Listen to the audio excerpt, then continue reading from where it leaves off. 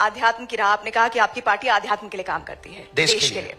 लेकिन बहुत सारे राजनीतिक पंडित हैं जो ये मानते हैं कि आप हिंदुओं को जोड़ने के नाम पर बीजेपी को फायदा पहुंचाते हैं, क्योंकि बीजेपी अगर हिंदू जुड़ जाएगा तो बीजेपी के सामने जो दूसरे विरोधी पार्टी हैं, जिसमें MY समीकरण की वो बात करते हैं, PDA की बात करते हैं, वो समीकरण ही ध्वस्त हो जाएंगे। क्या बाकी पार्टियों में हिंदू नहीं है?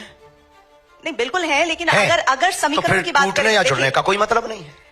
नहीं, लेकिन एक बात तो ये सोचिए ना, जब हिंदू जुड़ जाएगा तो पूरी तरह से वो इंक्लाइन हो जाएगा बीजेपी के लिए, ऐसा राजनीतिक पंडित मानते हैं।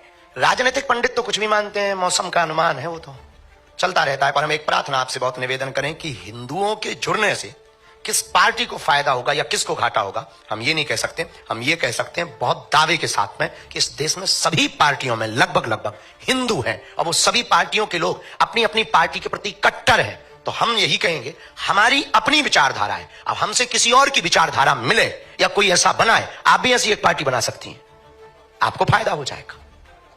हम किसी को नुकसान के लिए या फायदे के लिए कर ही नहीं रहे, ये हमारे यहां ऑप्शन ही खत्म।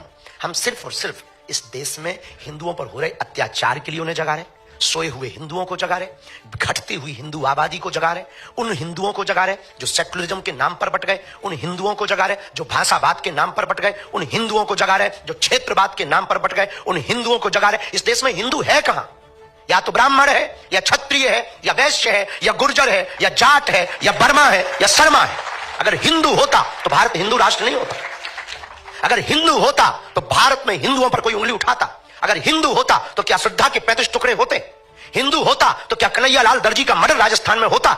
हिंदू होता तो क्या पाल घर में संत मारे जाते? हिंदू होता तो हिंदुओं की आस्था का प्रतीक रामायण को जलाया जाता। अगर हिंदू होता तो हिंदुओं के रहते हिंदुओं की पार्टियां हैं इस देश में गाय माता काटी जाती, बूचड़ खाने जलते।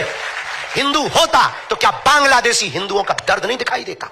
क्या उन्हें वापस नहीं बुला लेता? आज इजराइल क्यों लड़ रहा है? क्योंकि वो अपनी कम्युनिटी को बचाना चाहता है, क्योंकि वो यहूदियों को बचाना चाहता है, और वो 8-8 लाख यहूदियों को एयरोप्लेन से ला करके अपने देश में सुरक्षित रखता है। क्या इस देश में रहने वाली हिंदू बांग्लादेशी हिंदुओं को नहीं स्वीकार कर सकता? हिंदू है कहां?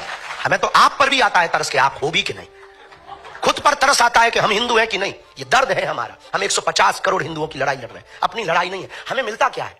हम कथा करें, बहुत अच्छा है, विवादों से मिलेगा क्या?